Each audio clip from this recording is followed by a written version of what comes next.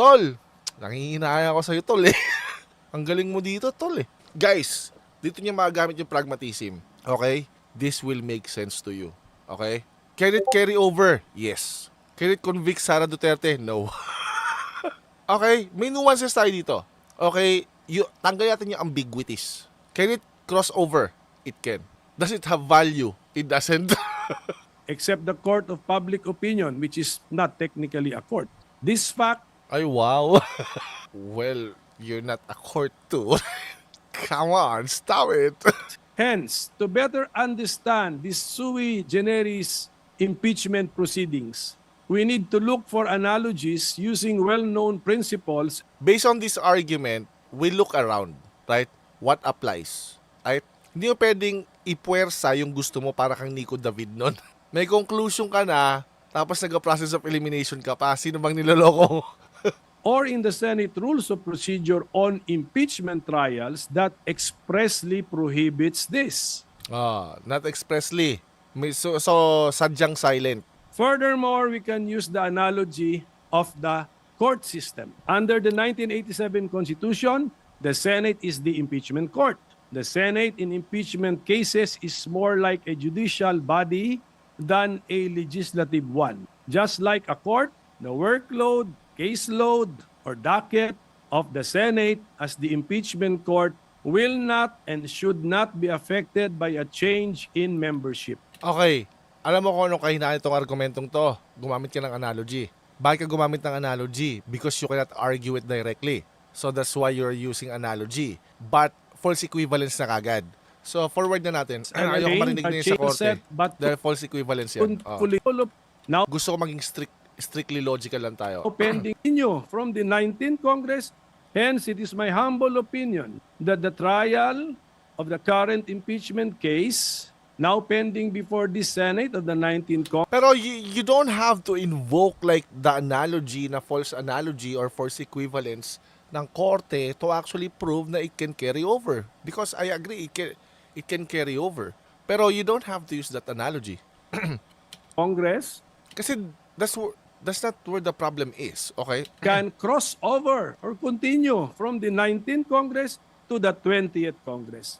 The It can. impeachment docket of the Senate impeachment court continues and remains to be the same. So thank you very much, Mr. President, my dear colleagues, for your... Ito na si Tol. Tol! Ito na si Tol. Coco Pimentel, Tol, our sayang distinguished minority. Sayang talaga, Tol, eh. Hindi ko makalimutan, Tol. Paano yan, sabi dito Soto, hindi pwede mag-carry over from 19 to 28 Congress? Hindi nga. Teka lang, relax lang. May reason kung bakit hindi pwede. Pero the first answer is yes, it can. Okay. Proceed.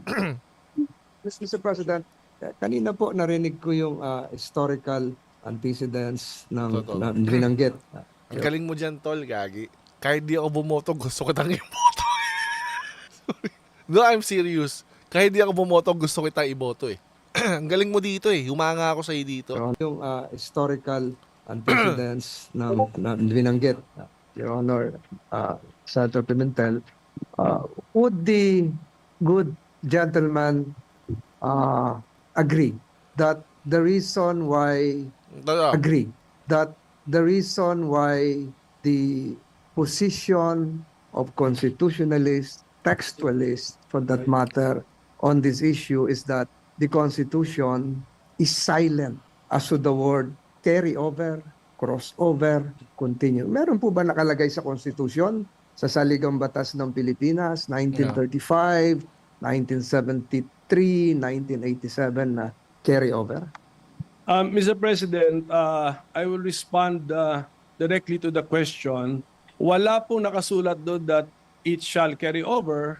Pero binanggit ko sa aking manifestation, wala talaga rin nakasulat doon that it cannot cross over. So either way, hindi stipulated. So it means it is silent, which makes sense kung bakit silent. So in effect, let us say textually, both positions are not even mentioned or entertained in the Constitution. Mr. President, sangayon po kaya ang ating ginagalang na So we minority circle, yeah. leader na Kaya dahil Tol, ang galing mo dito, Tol. Gusto ko tang iboto kahit di ako bumoto. walang carry-over notion ay dahil malaki po ang pagkakaiba. There's a reason for that kung bakit silent. There is no carry over or crossover notion because of this. Difference between the 1987 Constitution and the 1935 Constitution, which was patterned after the United States Constitution. Okay, ulitin natin yung argumento niya. Gagi, this is gold. This is gold.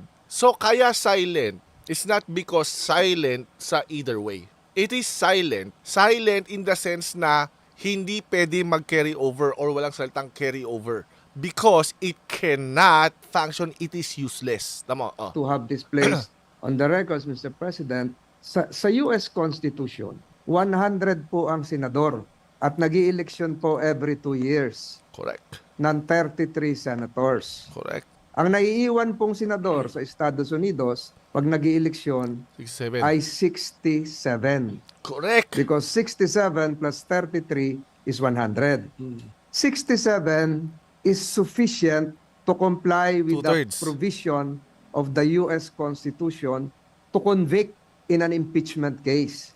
Yes! That is why walang nakalagay na crossover or carry over because it is useless to put it there. Because ang election natin is 12 senators sa mapapalitan. The 12 senators are seeking for re-election. Meaning, even if we say it can carry over, you only have 12 senators to actually either convict or acquit sa Duterte. Here's the problem.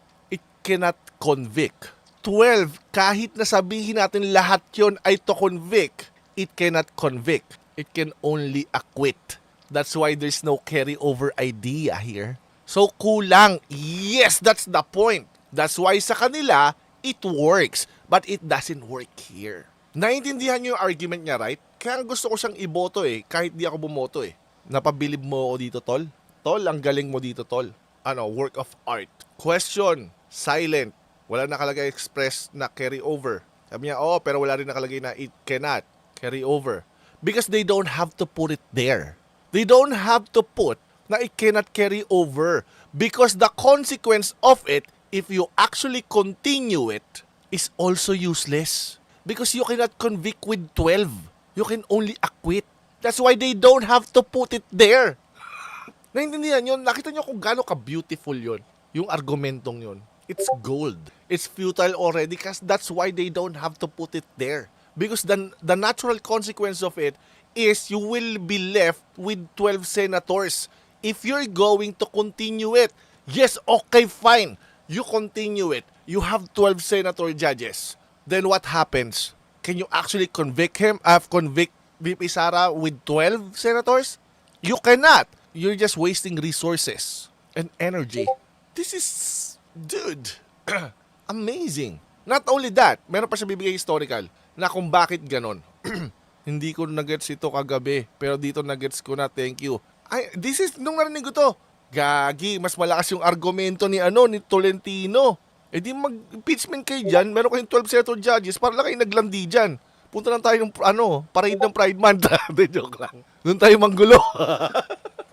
If carryover happens, it will always result to acquittal. Yes! That's why they don't have to put it there. Because it will always result to acquittal.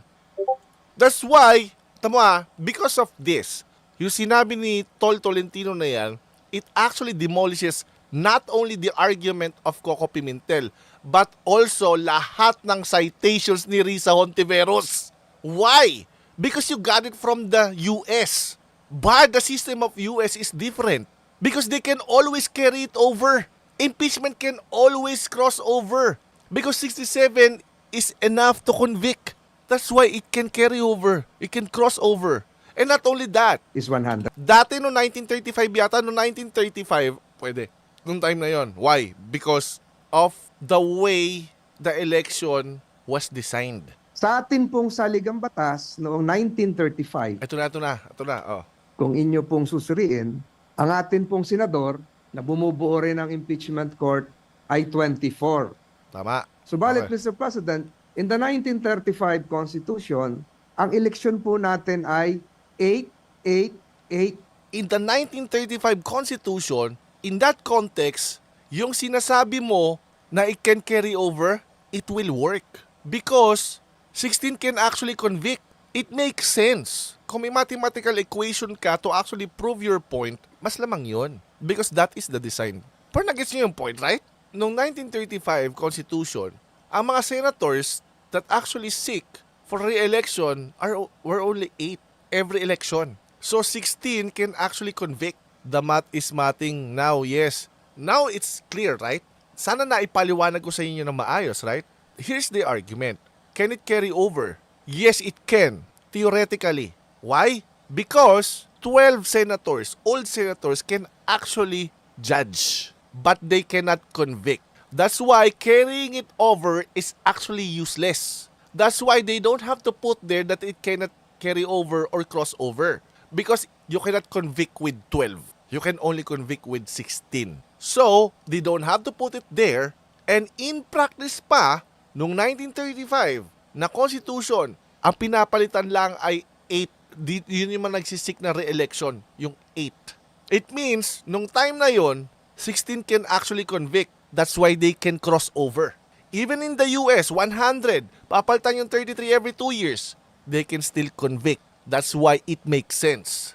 The reason it cannot, it is actually useless to cross over because you cannot convict with 12.